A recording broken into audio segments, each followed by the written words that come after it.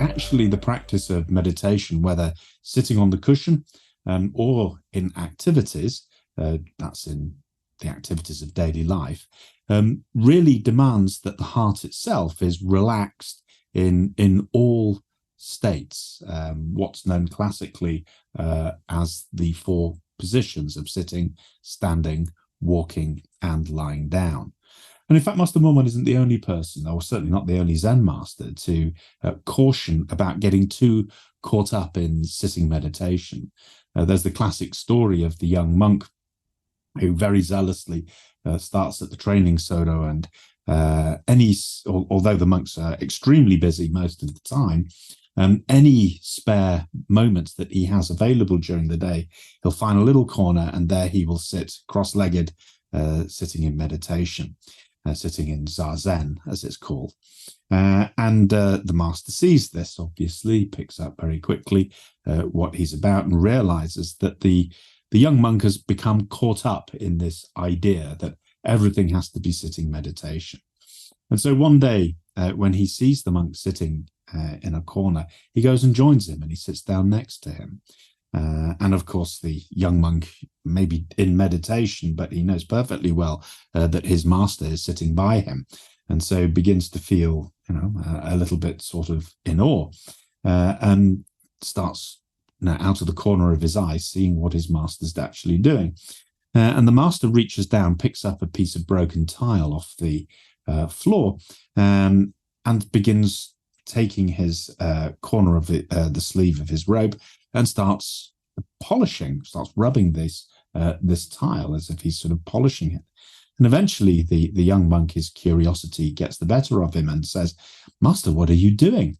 And he says, I'm polishing this tile until it becomes a mirror.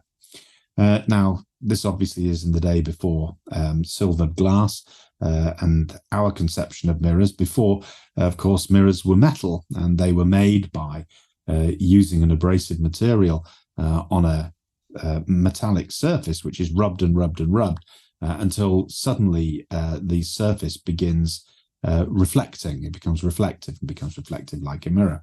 And over time, those mirrors were dull, and you'd have to keep polishing them to make them shine again, so that they would be reflective. So this is what he was talking about, trying to turn this tile into a mirror. And the young monk says, "But master," he said, "it doesn't matter how much you polish a tile, you're never going to make a mirror out of it." And the master says, "No," he says, "I think you're right. And no amount of sitting meditation is going to turn a clod of earth like you into a Buddha." And then he got up and left. And this obviously did the trick, because the monk was shaken out of this false notion that everything has to be sitting meditation. And of course, this makes sense, really. If we become totally reliant on the state of meditation to only manifest itself when we are sitting quietly, then how's it going to help us in our ordinary day, when the demands of the day are really put upon us, and we're finding our temper becoming a bit frayed, and we're finding it all becoming a bit too much? And what are we going to do, when one of life's crises suddenly appears as well, and we can't sit quietly and meditate? And in fact, one of the things we quickly discover is that even with the sitting meditation, this putting the heart at rest is really the most important thing.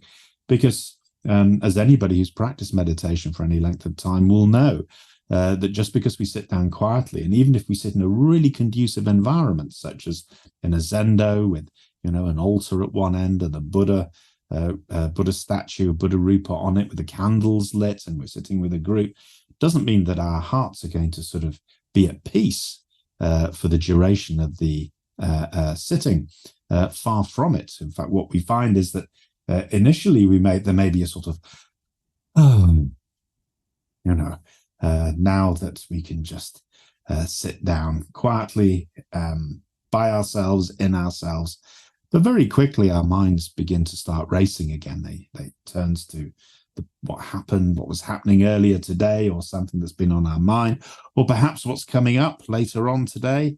It may be something pleasant we're thinking about, we're, meeting up with some friends after the sitting, or what we're going to have for dinner, or maybe we're thinking about a presentation or something that we have to do tomorrow, or an important meeting that we have to prepare for, and we start rehearsing.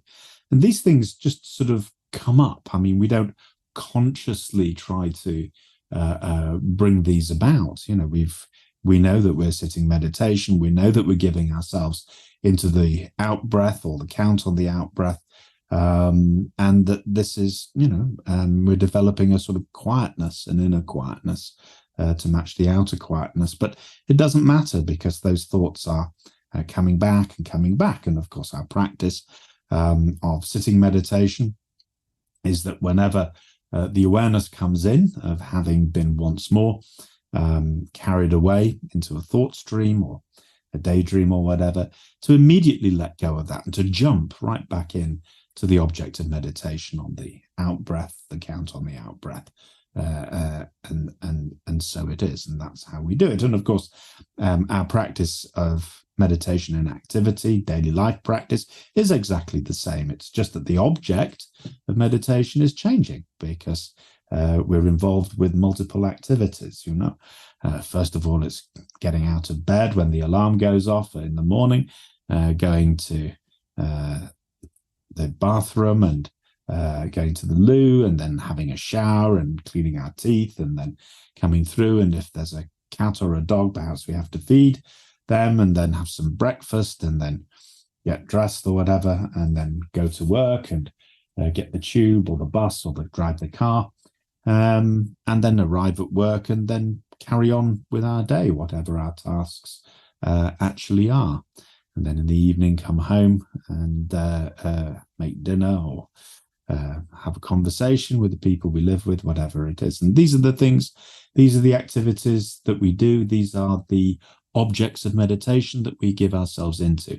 And in exactly the same way, when we find ourselves being carried away into sort of thought streams, so that the heart and the body have become split and have drifted apart, because the body, is walking down the corridor at work, but our minds are 1,000 miles away on something else entirely. When that awareness again clicks in, immediately to let go of the thought streams and to come back and give ourselves into what at this moment is being done.